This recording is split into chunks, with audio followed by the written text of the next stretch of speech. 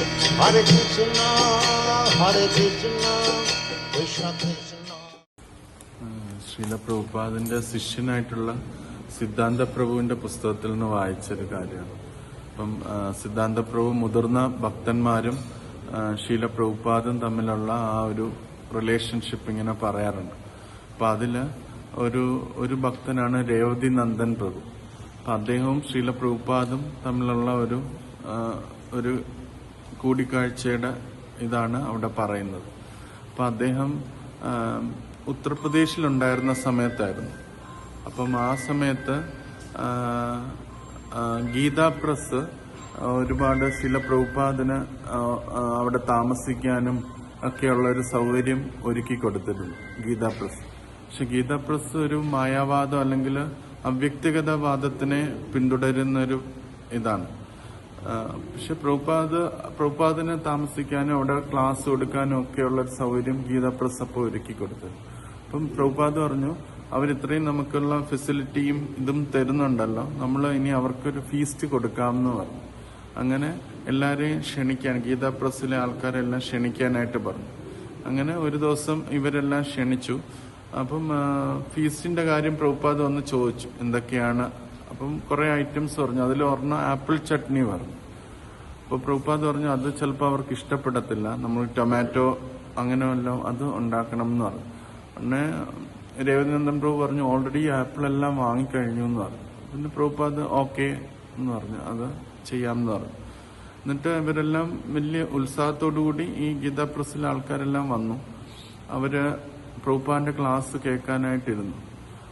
അപ്പൊ അവർക്ക് ആ ഒരു അവ്യക്തിഗത ഫിലോസഫിയിൽ ഏറ്റവും പ്രാധാന്യമായിട്ട് കരുതുന്നത്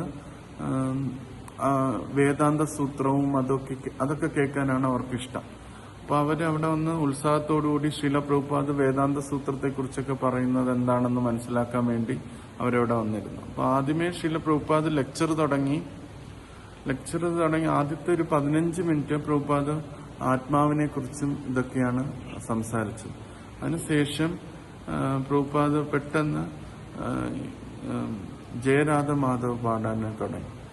ജയരാധ മാധവ് പാടിക്കഴിഞ്ഞതിന് ശേഷം പ്രഭുപാദ് പറഞ്ഞു വേദാന്ത സൂത്രത്തിന്റെ എസൻസ് എന്ന് പറഞ്ഞാൽ ഈ ജയരാധ മാധവ് ആണ് എന്നുള്ളത് പറഞ്ഞു.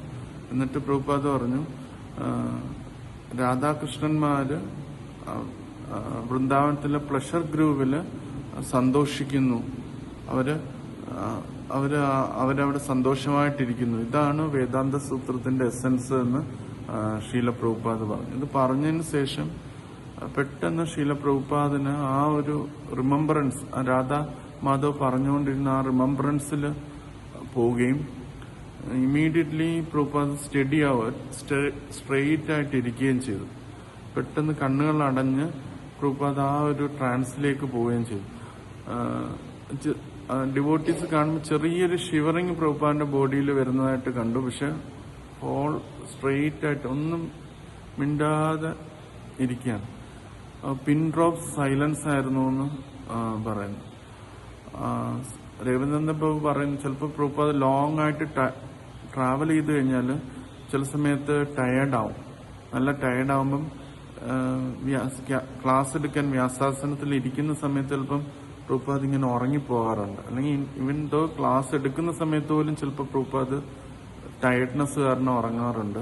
പക്ഷെ ഇവിടെ അങ്ങനെയല്ല അവർ കണ്ടത്. പ്രഭുപാദ് സ്ട്രെയിറ്റ് ആയിട്ട് ഇരിക്കുകയാണ് ചെയ്തത്. സ്ട്രെയിറ്റ് ആയിട്ടിരുന്ന് കണ്ണടച്ച് ആ ഒരു അപ്പോഴാണ് ആ ഗീതാ പ്രസ്സിൽ കേൾക്കാൻ വന്ന ആൾക്കാരും ശിഷ്യന്മാർക്കും മനസ്സിലായത് പ്രഭുപാദ് ആ ഒരു ട്രാൻസ് ലെവലിലേക്ക്, അതായത് ആ ഒരു ഭാവത്തിലേക്ക്, ആ ഒരു വൃന്ദാവനത്തിലെ ഭാവത്തിലേക്ക് പ്രഭുപാദ് കടന്നു എന്ന് മനസ്സിലായത്.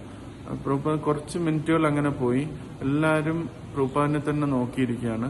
അത് കഴിഞ്ഞിട്ട് പതുക്കെ പ്രഭുപാദ് കണ്ണ് തുറന്നിട്ട് പറഞ്ഞു ഇത് വളരെ നല്ല നൈസ് സോങ് ആണ്, നിങ്ങളെല്ലാവരും ഇത് പഠിക്കണം എന്ന് പറഞ്ഞിട്ട് ഹരേ കൃഷ്ണ എന്ന് പറഞ്ഞ് പ്രഭുപാദ് അത്രയേ ഉള്ളായിരുന്നു ലെക്ചർ.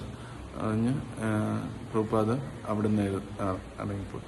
അപ്പം പ്രഭുപാദ് രവീന്ദ്രനാഥൻ പ്രഭു പറയുന്നത് 2 പോയിന്റാണ് അദ്ദേഹം പറയുന്നത്. അതിൽ ഒന്ന് യഥാർത്ഥത്തിൽ വേദാന്തത്തിന്റെ സാരം എന്ന് പറഞ്ഞാൽ രാധാകൃഷ്ണന്മാരെ മനസ്സിലാക്കുക എന്നുള്ളതാണ്. 2, ഒരു പരിശുദ്ധ ഭക്തൻ ഒരിക്കലും ഒരു പബ്ലിക്കലി തങ്ങളുടെ ആ ഒരു ഭാവം, കൃഷ്ണനോടുള്ള ഭാവം കാണിക്കുക. ചിലപ്പോൾ ഉള്ളിൽ നിന്ന് അത് അറിയാതെ വന്നുപോയാലും അതിനെ അങ്ങ് എല്ലാവരുടെ മുമ്പിലും പ്രദർശിച്ചുകൊണ്ടിരിക്കില്ല. അവർ പെട്ടെന്ന് ആ ഒരു എക്സ്റ്റേണൽ കോൺഷ്യസിൽ വന്നിട്ട് പ്രഭുപാദ ക്ലാസ് നിർത്തി അങ്ങ് തിരിച്ചു പോവുകയാണ് ചെയ്തത് എന്നുള്ളത്. അല്ലെങ്കിൽ ആ ഒരു അങ്ങ് ട്രാൻസിൽ പോയല്ലോ എന്ന് പറഞ്ഞ് എല്ലാവരും ഗ്ലോറിഫൈ ചെയ്യുന്ന അതും കേൾക്കാനായിട്ടൊരു പരിശുദ്ധ ഭക്തൻ നിൽക്കില്ല. ഒരിക്കലും അവരുടെ ആ ഒരു ഭാവം അവർ പബ്ലിക്കലി ഡിസ്പ്ലേ ചെയ്യാറില്ല എന്നുള്ളത്. ഇമ്മീഡിയറ്റ്ലി അത് വന്നപ്പോഴും പ്രഭുപാദ തിരിച്ചത് എടുത്തിട്ട് ആ ക്ലാസ് നിർത്തി തിരിച്ചു പോവുകയാണ് ചെയ്തത് എന്നുള്ളത്. ആ 2 പോയിന്റുകൾ അവിടെ നിന്ന് മനസ്സിലായി എന്നുള്ളത് രേവതിനന്ദൻ പ്രഭു പറയുന്നു.